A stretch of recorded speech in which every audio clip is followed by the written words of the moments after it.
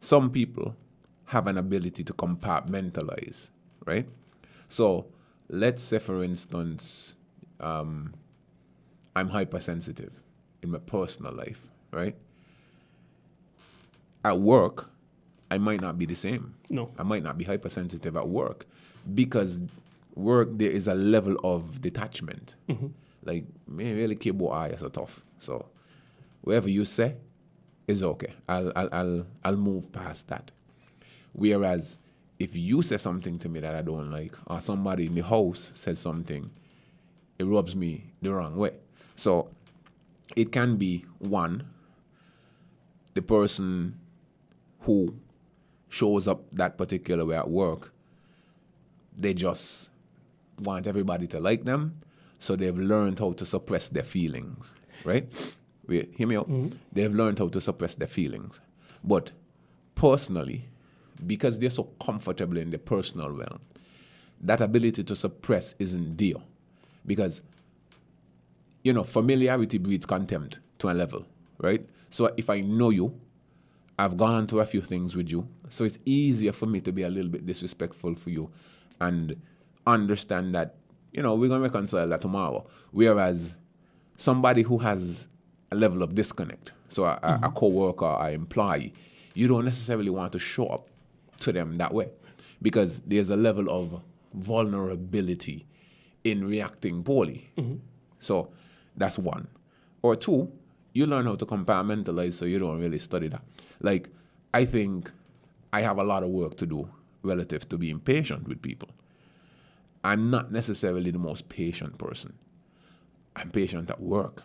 But you see, that's the thing where I am. I think a lot of it, sometimes a lot of it ain't even embedded in you wanting a person to like you. Sometimes some people live a private life and they really want people knowing what they think or how they actually feel. And it's not necessarily that they want a person to like them. It's just that they just don't want people to see that side of them. So they just compartmentalize that and keep that separate.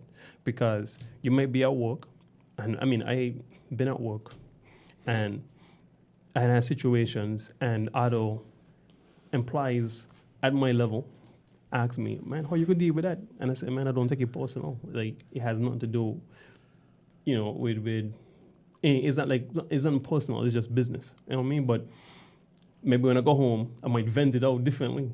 You see, but it's just that I don't really want the people them to like me or to see me as this kind of, calm person. It's just that I don't really want them in my business because, that could always be used against you in some sort of way. So I don't even want you to understand like what I think, how I actually feel, because next thing you might say, oh, well, Tiba said X, Y, Z. Right? And then that could cause even like a further problem. But that's the rationale for the compartmentalization, but it's compartmentalization. But I was saying that, I was just saying that it's not always embedded in wanting somebody to like you. That's what I was trying to say. Oh, but no, the two things are different. So you could want somebody to like you, and then you could compartmentalize. That is what I was saying. So there's two different approaches. So the wanting somebody to like you is you doing it for that reason. And then the compartmentalization is probably what you were saying. So it sounds like two different personalities. Yeah, you have two different personalities, two different personality types. So, and I think I'm good at compartmentalizing things, especially when there is a level of disconnect. So I kind of divorced from what's going on in your personal life because you work with me or you work for me. So let me ask you a question then. You behave a particular way. You think that is somewhat of a disadvantage not being able to do that in your personal life, like in your intimate life? Yes, definitely. I feel like the ability to disconnect from certain negative emotions in your personal setting. In the personal setting, my personal life, yeah, man, that's a big deal. Because what I've found is, for me at least, is, and I've been told, I can be intimidating, right? I can be a little bit too forceful in my personal life. And because I hold myself to such a high standard, I have an ability to project that onto the people that are closer to me. So there are certain things that I'm a little bit intolerant of that I really should be more tolerant. So, and it affects it. It affects everything, personally, the way you interact with the people them that you love the most, because they get a version of you that isn't as warm. And you really and truly want the people that you love to be most comfortable around you.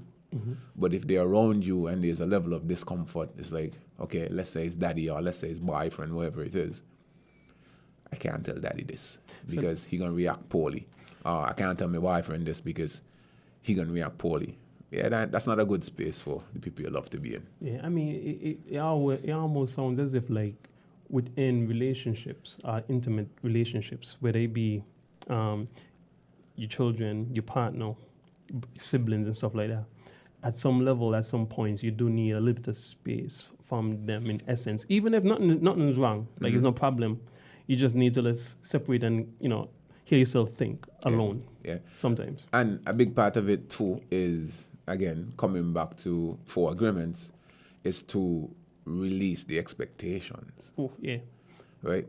So I have expectations of people because, again, it comes down to the standard. I feel like they have expectations of me to show up a particular way.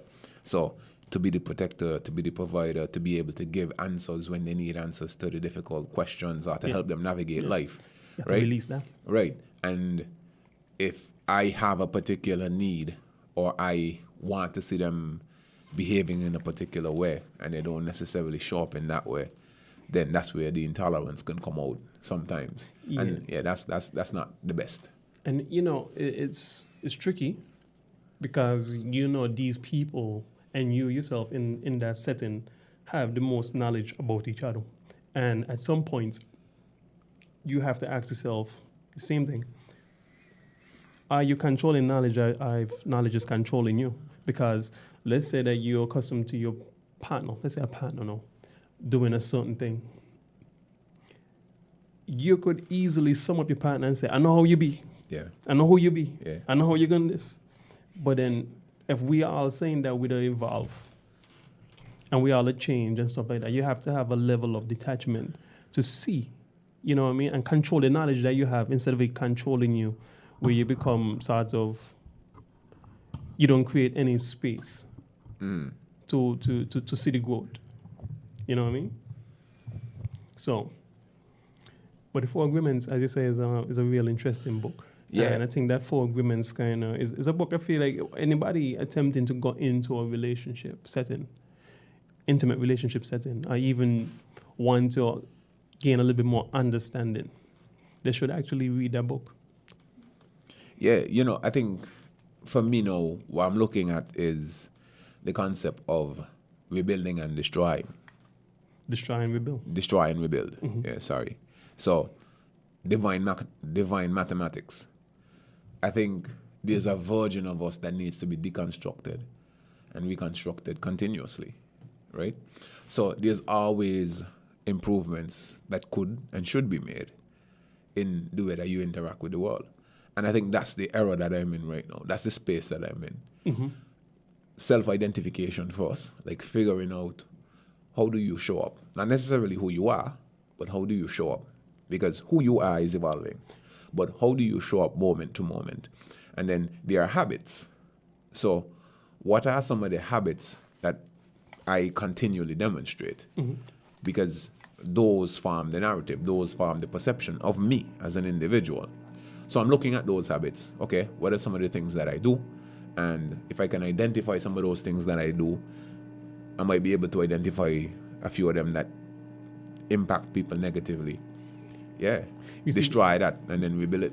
But usually, when you come to that point of epiphany, right? It comes behind of like a great loss. A great loss, a dreadful loss, listen, that's a bar right there.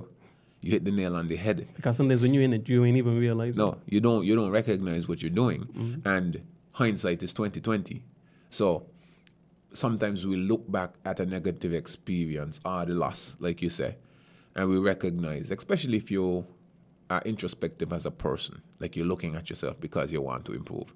Because, some people that just go through life on autopilot. You just want to do better? Yeah, man, they're just doing things over and over. But if you want to be a better person, you look at the things that you do and you recognize, okay, hey, yeah, that was a poor decision on my part. And then a lot of it comes down to is also having a sounding board, having somebody that you trust, that you could speak to. Yeah. Because even when you're doing that introspection, it's hard for you to see yourself. But you see, and the other part about it is also learning how to forgive. Because let's say that, somebody violated you, Yeah. right? And they went and they did the work and change. Could you, on the other side, like forgive them? Because the forgiveness part is also something that you have to learn. If you want to be forgiven, you have to learn to forgive. That is something that I'm learning and working on now, because, forgiveness never really had a value for me early on. I'd never really had any reason to think about forgiving people. So, for me, I kind of operated in a space where everything was kind of linear. Like, the objective, you move towards it, and I never really cultivated personal relationships on that level. Mm-hmm. So, the relationships that I had were family, almost all family oriented. And the persons that were closest to me, we often became linked by a singularity of purpose. So we had a singular purpose and we were pursuing that. Now, personal relationships and interactions, you vibe with somebody, you and them connect based on a purpose, but the relationship evolves and transcends that purpose. For me, it was always kind of like, okay, it's transcended, but I like the vibe that you bring, right? Maybe we could have good conversations or wherever it is, whatever it is that you bring to the table. What would happen is, for me, people make mistakes all the time. Mm-hmm. Now, because I'm hyper-focused on not doing anything to anybody or being offensive in any way, I'm always vigilant of the way I move, the things I say, how I show up, how I respond to individuals. But everybody ain't really medicine things are thinking that way. So somebody might do something that I don't necessarily like. And we have a conversation. And you know how that go? When you're in the heat of the moment, sometimes you can't see what you've done. It's only when you go home and you reflect and you're like, oh, but yeah, see what he's saying now. Because you ain't hot no more. I did have an ability to say, okay, yeah, I'm going to let that go. So a lot of small things created separations between me and people. Mm-hmm. Yeah.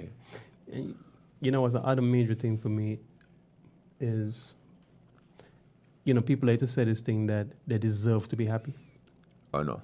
Right? And I think that, in my understanding of happiness, is there's no time in life and there's nobody in life that could always keep you happy.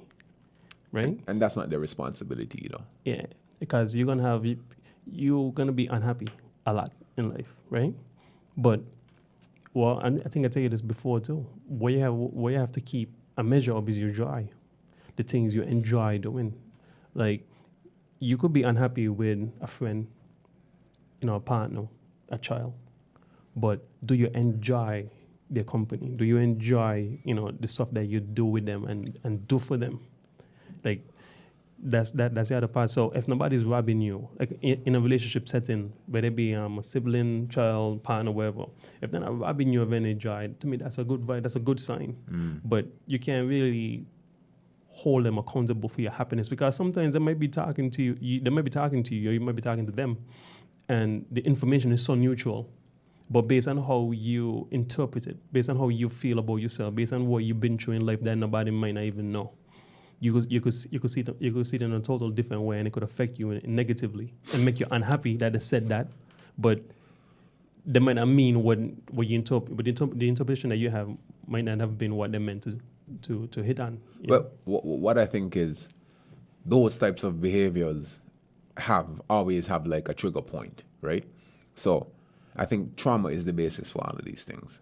For me, I think it came from the reality of having to grow up and like fully become, let's say, a man. Very young. Yeah, young, like early on, right? Because I never had the benefit of somebody to necessarily coddle me and show me a lot of things that probably I needed to see. So what that does is when you have a lot of responsibility early on, you lose the touch with humor.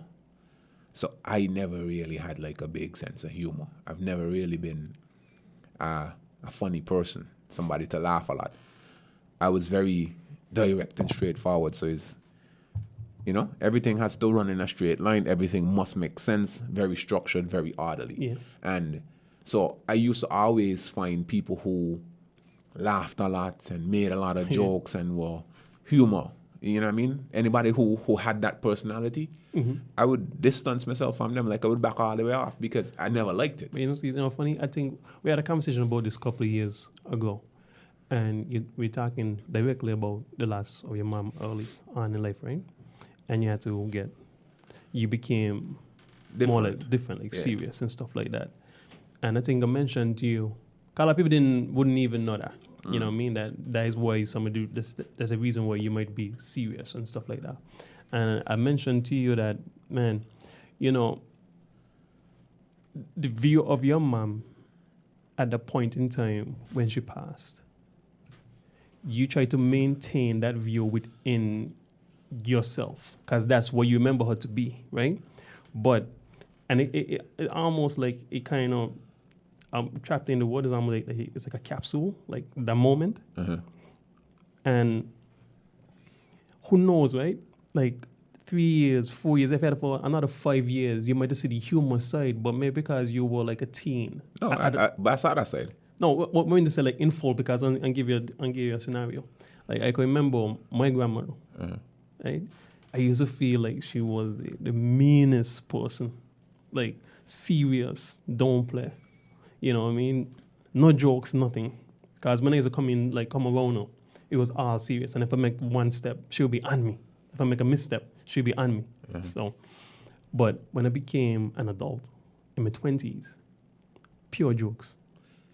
But you see, so I think the average person, right, doesn't have one trauma point No. that informs their behaviors. I think it's multiple things that happen. And some of the things that impact us, they might be so insignificant to everybody else. Yeah.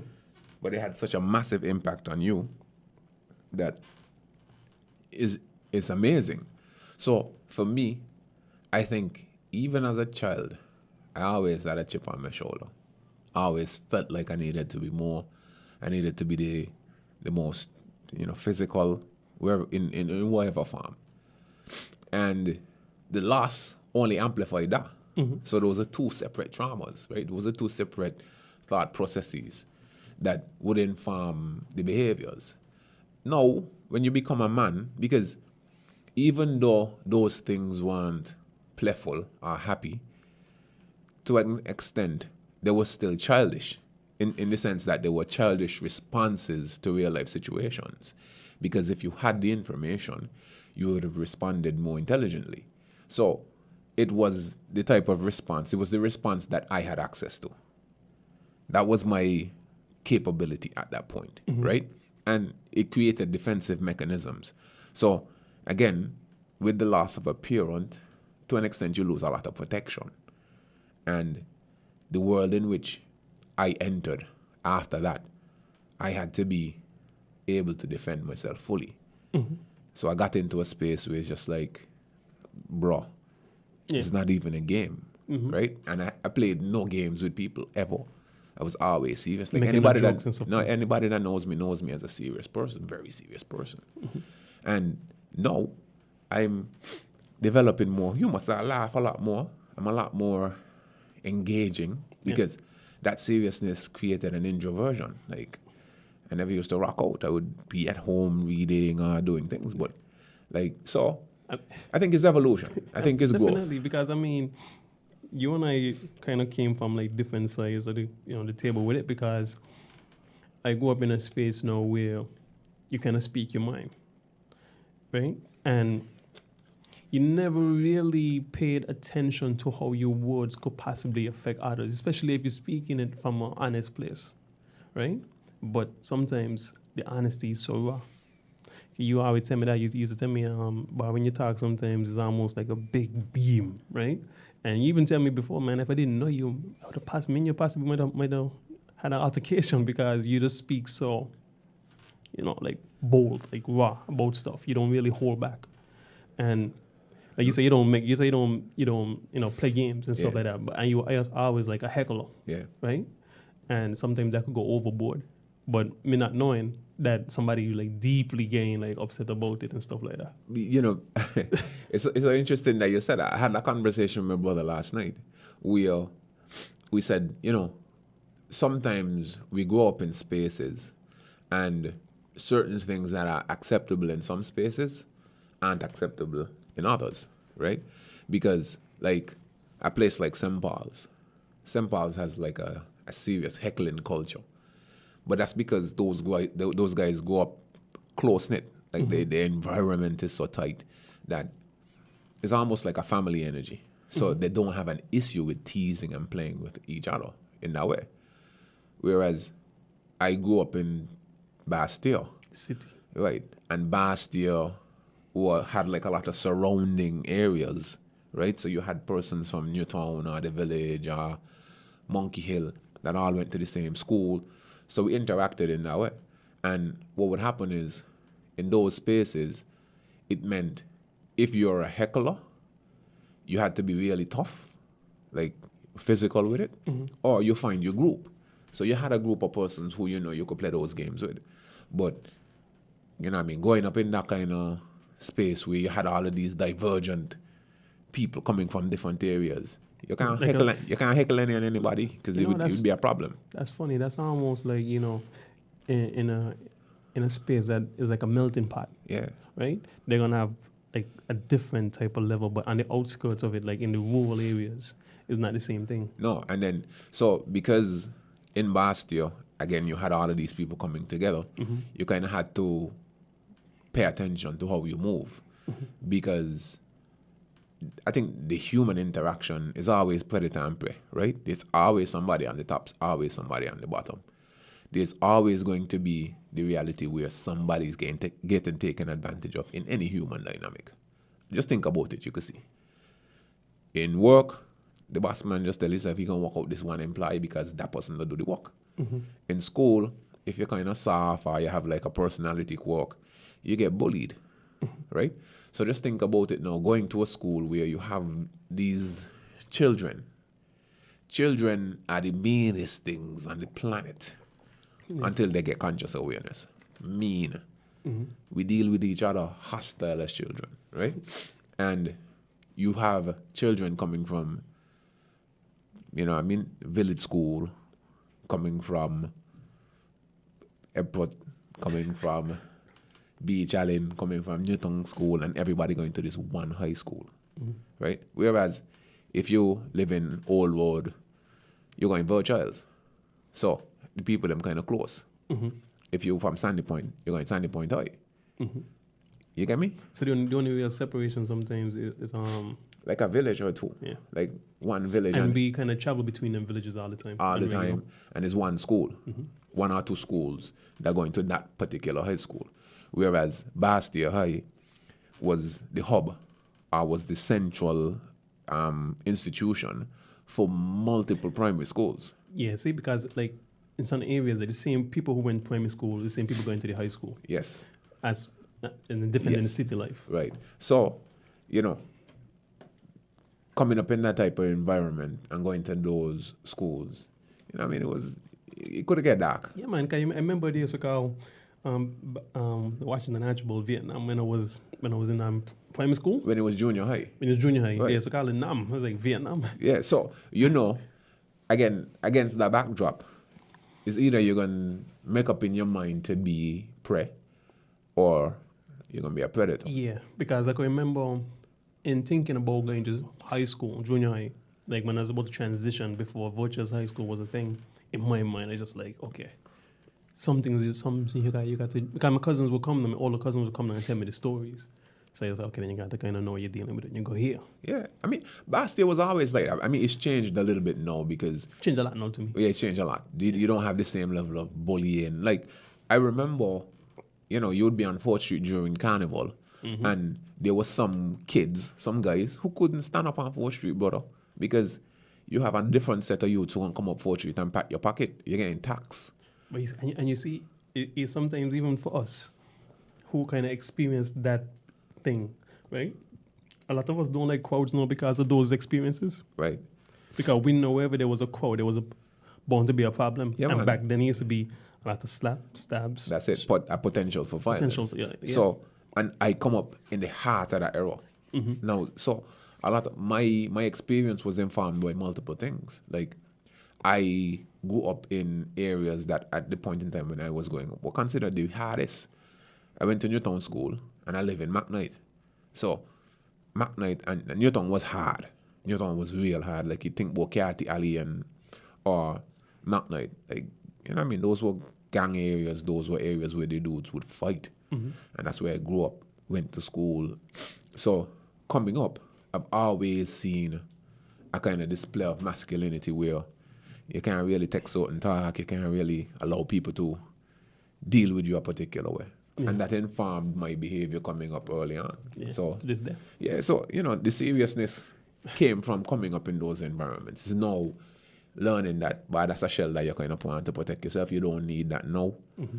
At least not in your everyday experience. Yeah. If you need to put it on, then you can put it on, but for the most part... It's like put on the armor, you know? Put on the armor. Take off the armor. You don't need it anymore. Yeah, you don't need to suit up, you know? Time and place for everything, right? Yeah, so, I mean, but yeah, that's my experience. Yeah. So, you know, I digress a little bit. But we've arrived at the end of the show. It's so interesting how this time they just flow. Yeah. But thank you to everybody that stepped in. You've been listening to the He Nuh Show on WINN Media 98.9. And we will be here next week. So enjoy the upcoming week and have a great evening. Yes, sir.